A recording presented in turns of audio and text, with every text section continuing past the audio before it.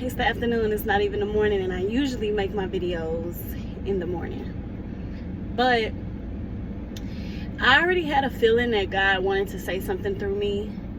And I was like trying to figure out, you know, like when I was doing my devotional yesterday, and like every time that I'm doing devotional and I pray beforehand, I ask God to allow me to teach what I'm learning. Like, allow me to say it in the way that other people will understand it, the way that you're teaching me. Like, help me to be able to say that to somebody else. And I'm just going through my day, and I ended up watching this video by Shantia. And as I'm watching the video, because the video was like, at first it wasn't really speaking directly to me. Like, I was like, oh, this is a good video, but I don't feel like I'm in that season. You know, you can't, that's another thing. Every word is not always for you.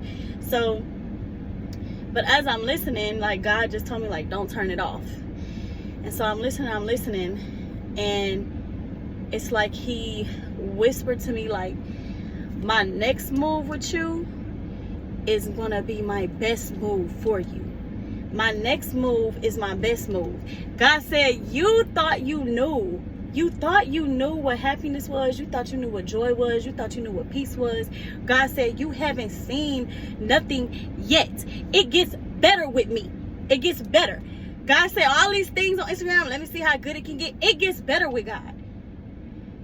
And when I was reflecting on what he's telling me, it's like there are people who are reminiscing about their good time in their life. Like, they're reminiscing on when they felt like they were the happiest, when they felt like they were the most at peace, reminiscing about themselves before the heartbreak, before the unemployment, before the kids, before like just whatever situation you're in. You're literally reflecting on a time period in your life before the season that you're in now, because you think that that time, now you're appreciating that you were so happy, or you were at peace, or whatever it is that you're looking back on. And God says, stop looking back, look forward.